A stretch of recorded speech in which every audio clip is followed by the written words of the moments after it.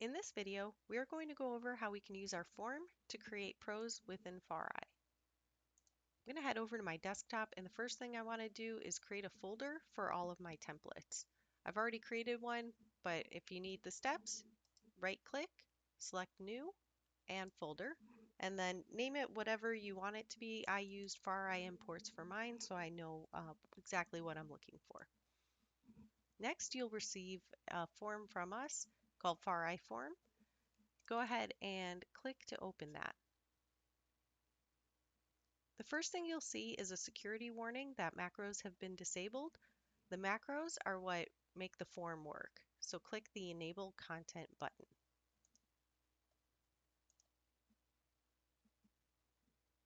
All right, you should have all the information between the bill or the manifest that you're looking at, and we can start to fill out the form.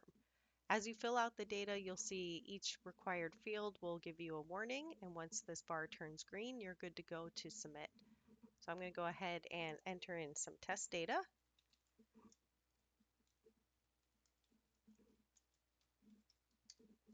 And we'll want quantity, which is the package quantity.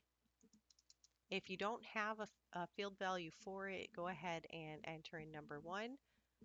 Weight will be important as we use that in our routing process, so make sure that that is accurate. With hazmat, it's yes or no. If you select yes for hazmat, you'll want to put the hazmat information in the product name / details section.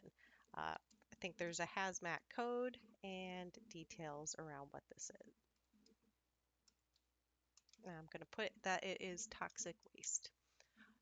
Needs appointment. If our customer service team are going to be calling to schedule out an appointment, select yes. Otherwise, if the bill comes in with appointment already made, you can select no, but we will want to fill out the appointment details later on in the form. If this is going to be a pickup or delivery, we select that. Right now, we're only doing deliveries, so we can choose that one. And customer, that'll be T4, Saya, SD's Roadrunner, Hercules.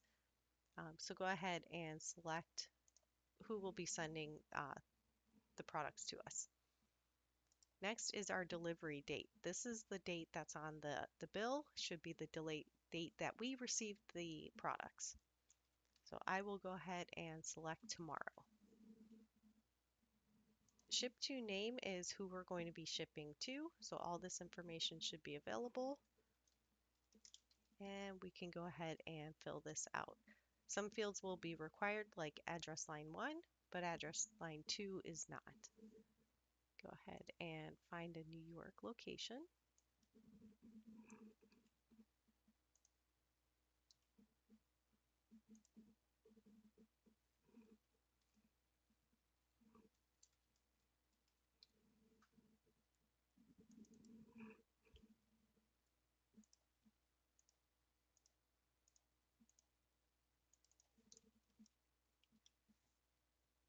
Now, phone number is required. If you don't have a phone number, just put in all zeros within our phone number format, like area code and next 7. Ship to email address is not a required field. Now, if the information comes in where we already have a scheduled appointment time and it's already been preset, we'll want to select that here. So let's say we have an appointment time for the 20th between 8 o'clock a.m. So we'll want to select this format, hit tab, and maybe 12 o'clock p.m. on the 20th.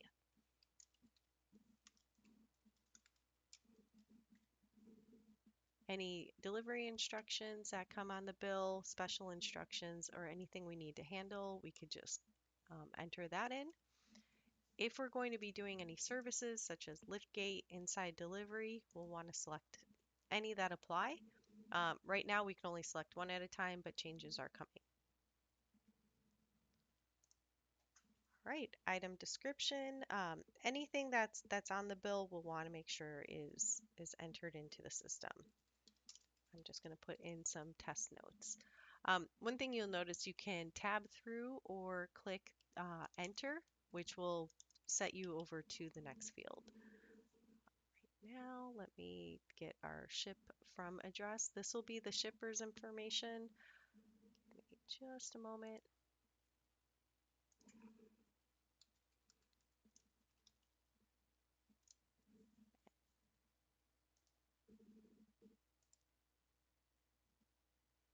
All right, I'm going to enter in address line 1.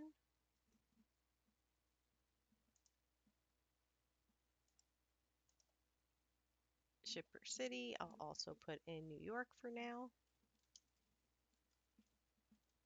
Shipper state is a pick list value, so you can just scroll through and select the state that you want. You'll notice the ship to state, we only have New York because that is our local delivery area.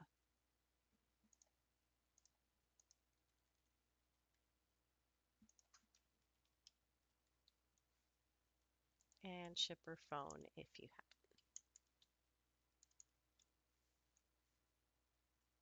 Okay, once we have everything and it looks good, we'll go ahead and, oh, looks like I missed delivery instructions. So I'm going to go up to here and enter in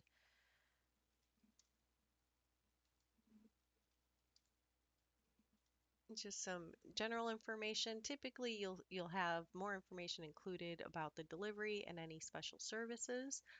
You notice that the bar turned green and it's ready to submit.